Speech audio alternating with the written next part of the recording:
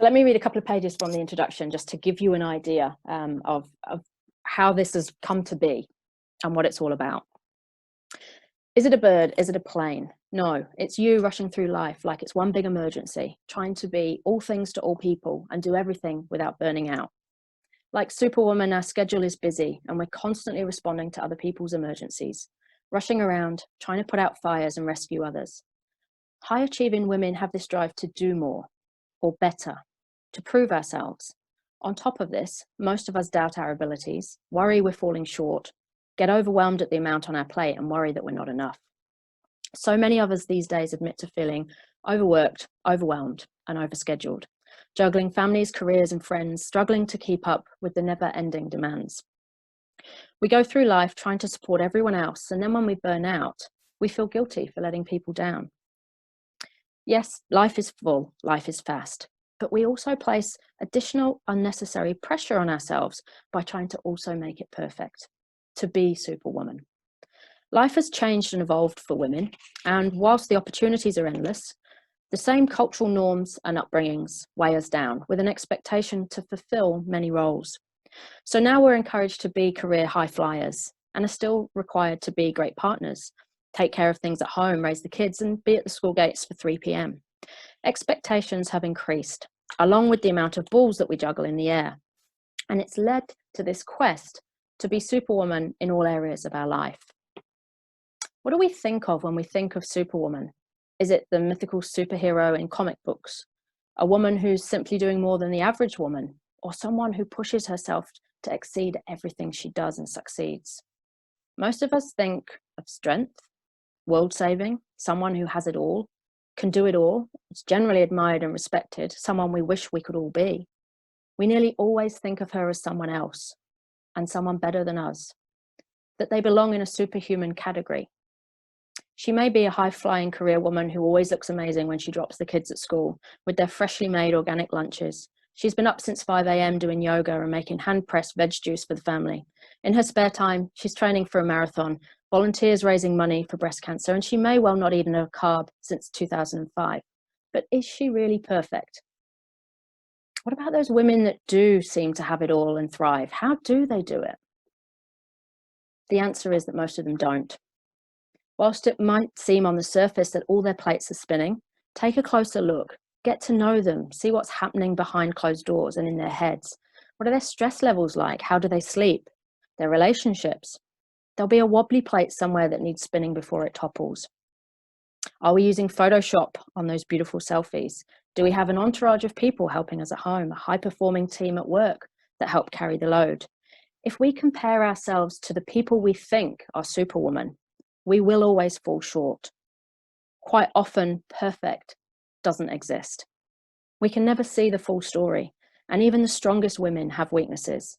In fact, the more like Superwoman they appear, the greater the chance they're battling some kind of insecurity or exhaustion, or not feeling good enough, tired of fulfilling all those expectations on the inside.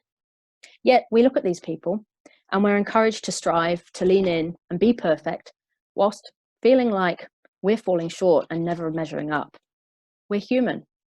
Sometimes what we all need, rather than to do more, is to do less, to take a break, permission to be ourselves rather than Superwoman, and not to feel guilty, like it's not enough. The higher the expectations we place on ourselves are, the more unrealistic they're likely to be. We set ourselves up to fail sometimes, so it's no wonder we feel like we're not enough. It's what leads to these feelings of overwhelm and busyness. The more we have to become, the more we have to do, and the less time we get to do anything that actually matters. If we hold ourselves to an impossible standard, we will sadly always fall short. But we tend to think it's all or nothing. If I can't be CEO, chair of the PTA, out-earn my peers, then what's the point? I failed. If I'm not growing my own organic food in the garden, teaching the kids piano, learning to speak French in my spare time, making raw meals from the celebrity cookbook each night and having mind-blowing sex, then I'm failing as a mother and a wife. So I feel guilty. Guilty I'm not at that 4:30 meeting because I'm going to pick the kids up. Or guilty I didn't go to the school recital because I had that 4:30 meeting. What if we were to enjoy life? without these expectations and this guilt that we place upon ourselves. Trying to be Superwoman makes us less productive. Our ambition to be Superwoman can actually be our undoing. And once we let go of this need to be perfect, what we find is that we actually become better. Life becomes more manageable, and we succeed at what we're attempting because we're not setting ourselves up to fail. We embrace who we are. And what we find is that we have more joy in life. We find time for us, and the overwhelm disappears. Our schedules start to align with our priorities.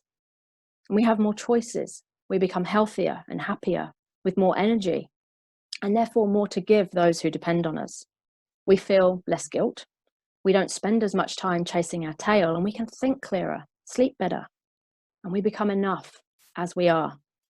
So be your own Superwoman. Know she is real, imperfect, and yet still amazing. Let go of the Superwoman complex to move from the impossible to the amazing reality that we actually have within us. You are amazing as you are. So stop chasing the myth. It's why we feel like we don't measure up. If we let go of trying to be perfect and trying to have it all, we might just find that we already do and that we already are. Life changes for the better. And instead of Superwoman, you become you. And no one is you. That is your power. That's something that I'm constantly trying to tell, not just everybody else, but myself a lot of the time. And that really is what the Superwoman Survival Guide is about. How do we unpick some of these myths and expectations we have acquired along the way so that we can be amazing as we are?